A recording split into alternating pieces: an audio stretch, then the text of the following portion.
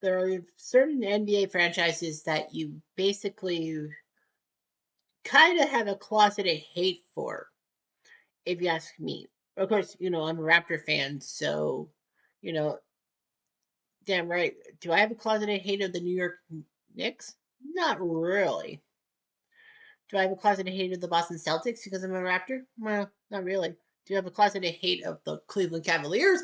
Yeah, because they screwed the Raptors out of a couple of things and all that. But, you know, for me, the closeted hate, when it comes to an NBA team, comes from a team that has a su- superstar who allegedly could be coming to the Raptors for the 2025-26 season.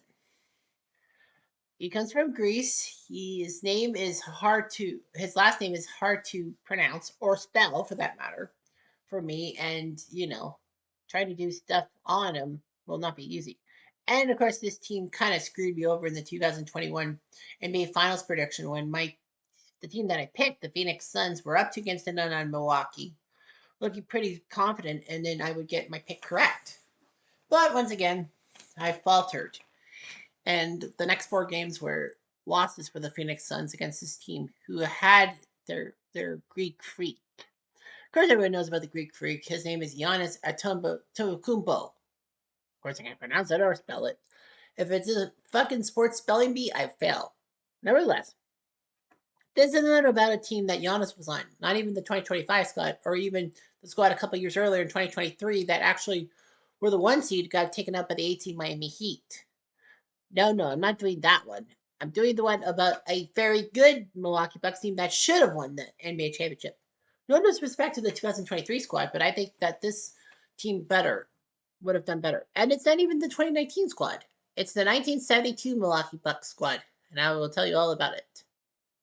We're playing basketball sims. We're playing basketball sims. He's playing what if NBA? Cutter's doing what if NBA? Yeah. Oh, all the teams around the world got to know that the Raptors are number one. But what about the Bulls, Wizards, and Pistons? They all have great what ifs. Stories about old teams like the Kansas City Kings and maybe even the Minneapolis Lakers. But we all know we're gonna do some basketball. He's doing basketball. He's doing basketball. What if Cutter's doing what if NBA? So what if NBA? So let's talk about the Milwaukee Bucks.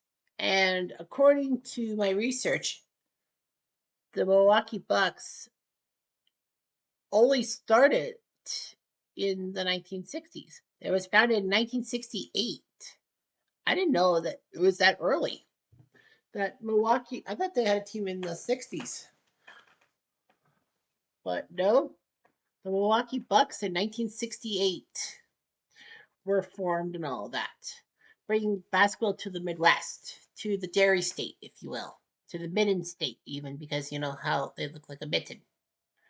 Milwaukee had some great stuff. They even won the draft lottery to pick up this guy named Lou Alcindor. You should know who he is. Phoenix lost on that and ended up getting Neil Walk, who was decent, but he was injury prone. So Milwaukee got this Lou Alcindor guy, and lo and behold, the Milwaukee Bucks were the 1971 NBA champions, which was shocking because, this team just started in 1968, and yet in their third season, they're the champions of the NBA. Of course, we talked about the 72 squad, but after 72, 3 years later in 1975, this Lou Alcindor guy decided, screw it, I'm not going to play in Milwaukee. I want to play in New York or Los Angeles. Milwaukee has nothing. Well, if you were a football fan, you wouldn't think that way because there were some Packer games in Milwaukee and all that. Baseball, the Milwaukee Brewers were just getting off their high horse and all that. Hockey, well, Milwaukee's never had an NHL team. But when you look at it, it's like this Lou Alcindor guy was a prick.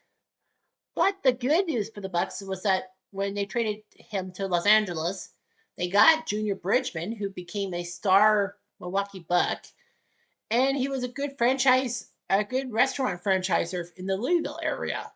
where he played basketball, college basketball, and he recently died in 2025. But I mean, when you look at it this way, this Lou Alcindor guy, was that a good move? Well, not if you know his new name, and that's right, Kareem Abdul-Jabbar. So, well, Abdul-Jabbar kind of wanted to be out of Milwaukee and all that. He can't blame the Bucks for trading him. So anyway, Milwaukee in the '70s were decent. They've added some people like Bob Dandridge, well, Junior Bridgman, and one of my favorite Arkansas Razorbacks of all time, Sidney Moncrief. Sweet. So the Bucks were decent in the '80s and '90s and all that. Ray Allen and Vin Baker would make things there, and they had the 3D Buck on their jerseys, which was kind of cool. All that. Milwaukee in 2001 got to the NBA semifinals and lost the final to Philadelphia. Of course, if the Raptors had won that series against the Sixers in the first place, it would have been Bucks Raptors for the 2001 trip to the finals. Of course, that would have been 18 years prior to their real meeting. The Bucks were fine, and then they picked up Giannis Antetokounmpo from Greece and picked up some pieces. And in 2019, they got to the final against those pesky Toronto Raptors, and were up 2 games to none on the Raptors, and could have won Game 3 to put the Raptors really on ice. But the Raptors proved that this isn't hockey. You don't put us on ice; you put us on the backboard. So the Raptors won in double overtime in Game 3, and then won the next 3, and took out the Bucks and got to the NBA Finals. Finally, helped the LeBron went to the Western Conference. So anyway, the Milwaukee Bucks have been fine with Antetokounmpo, but they did blow it as the 1 seed in 2023 to the Miami Heat of all teams. And those Miami Heat made it to the finals, but they lost the NBA Finals. So gotta be happy about that. So Milwaukee has had a great franchise name. But let's talk about the 1972 squad that should have won the NBA title and in the NBA, and they won a championship. I think that's the fastest an expansion team has won any of the Big Four titles. Anyhow, the Bucks had Kareem Abdul-Jabbar. They were the best team in the Midwest, and Abdul-Jabbar was the MVP, and of Jerry West and Will Chamberlain. And the Bucks actually beat the Lakers on January 9th, 1972 in Milwaukee, breaking the Lakers' 33-game winning streak, which is still the longest in NBA history. And, ABC broadcast that game. Their draft picks were not really well known, but the '72 squad. They had Kareem Abdul-Jabbar from UCLA, his UCLA teammate Lucius Allen, John Block from USC, rivalry, Bob Dandridge from Norfolk State, Wally Jones from Villanova, Tony B. Kimball from Conn, John McLaughlin from Indy, Barry Nelson from Duquesne, Curtis Perry from Missouri State, and the Big O, Oscar Robertson from Cincy. Yeah, the Lakers' 33-game winning streak was huge. I believe it is still the longest in NBA history. It is. The Golden State Warriors had 28. Well, they won the last 4 games of the 2014-15 season, and then they won the first 24. So that technically is of 2 seasons. The Miami Heat in 2013 beating the Raptors on, I think it was Super Bowl Sunday in 2013 when they did it against the Raptors. Few people could imagine that the Heat would not lose till March 27th. So yeah, their 27-game winning streak, the second longest streak in one season. Yeah, the Lakers, can you believe it? 33 straight wins. So the Bucks were in the Midwest Division in the Western Conference because they were the West, not the East. They won 63 games. They won the Midwest over Chicago, Phoenix, and Detroit.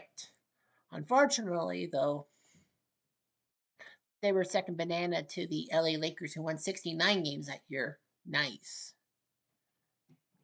So anyway, yeah, the Bucks won 63 games. The Bulls were third. The Warriors were fourth. Yeah, in the time when Chicago was in the Western Conference, and so was Detroit. Anyway, yeah, I feel so bad for Phoenix and Seattle because look at those guys, 49 and 47 wins, and they couldn't do it. They know that Portland sucked. So the Bucks were fantastic, fan-freaking-tastic. In the conference city, excuse me, I'm hiccuping, against the Golden State Warriors. They lost game 1, but then won the next 4. No, they had played at the Milwaukee Arena called the Mecca, if you will. So anyway, the conference finals against the Lakers. It started on my birthday. I would have I was minus 13 years old at the Forum in Los Angeles. Milwaukee Arena was sold out. They won the first game, lost the next two, then won game four, 2-2, and then lost the next two. So Kareem Abdul-Jabbar looked pretty good against his future team, but they sucked. Kareem Abdul-Jabbar, Bob Dandridge, Oscar Robertson, they look good. And Abdul-Jabbar was named MVP. They traded John Block they got John Block from Houston for Dick Cunningham, and they got Chris Perry for Greg Smith. Those trades were not really that much. Unbelievable.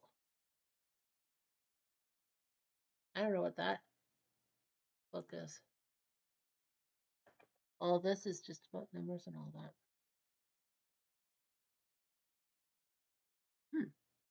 I should take a look at those. I should take a look at that or something similar to that. I don't know, book. That could be a new book. I just noticed that in the references. But nevertheless, yeah, Milwaukee, I would like to see what if they did get to the finals in 1972. I think it was against the Knicks, wasn't it? Yeah, it was against the Knicks, and the Lakers won that. But how would they do against the Knicks? Let's find out. All right, so the 72 Bucks would have hosted the 72 Knicks because of the wins thing. So Milwaukee would love to take down the Knicks, who are trying to make a domination thing. Game one sees Milwaukee crush it 130-104. Kareem with 43 points, 22 rebounds, remembering who he was. Well, Clyde Frazier with 29 points, DeBusschere with 11, Bill Bradley from Princeton with 13, Willis Reed healthy, and Dick Barnett also there. The bench, Earl the Pearl Monroe, great guy off the bench. Dave Stallworth, Eddie Mast, Luther Rackley, Jerry Lucas, so former Royal. Team manager, Phil Jackson. That Phil Jackson, yes. Eddie Miles, Charlie Puck, Greg Fillmore, and Mike Riordan. Milwaukee, 43 from Kareem McLaughlin, only getting 3 points in 27 minutes. That's not good. Andrew, 26 points. Robertson, 24, block 10. Greg Smith, 2 points in 22 minutes. Curtis Perry had more points than McLaughlin, and he had 19 minutes. Wally Jones had 8 points in 16 minutes off the bench. Curtis Perry, Greg Smith, Toby Kimball, Jeff Webb, Barry Nelson, McCoy, Macklemore, and Lucius Allen. Game 2. See, it's the same thing. Abdul-Jabbar, 30 points, 17 rebounds. DeBusschere with 22 points. Earl the Pearl, 15 off the bench. Milwaukee only needed 4 guys off the bench. Perry, Smith, Walt Jones, and Kimball. Abdul and Robinson, 30 points each. Game 3. The Bucks win 121-07. Kareem, 30 points, 21 rebounds. McLaughlin got 6 points, but who cares? 11 points by Wally Jones off the bench. Lucius Allen, 4 points off the bench in 3 minutes. Clyde got 25. The rest got double digits, so Luther Rackley, 9 points in 9 minutes. Do we really need game 4? Well, it was close. The Bucks win 107-104, so Milwaukee would have definitely gone back-to-back. The Knicks had no freaking chance. Kareem, 37 points, 22 rebounds. Basically, if it wasn't for Kareem, yeah, no luck at all. Curtis Perry got 4 fouls. Yeah, they didn't need the bench at all. Jerry Lucas and Earl Pearl tried. Willis Reed only got 5 points, but in 30 minutes, but he fouled out 6 PFs of personal fouls. So the Knicks would have been easy prey for the Bucks. But yeah, the 1972 Bucks would have won. And that one guy who said, "I recommend you do the 72 Bucks when I did that poll," I salute you. Anyway, I'm Jeff Diamond. I do.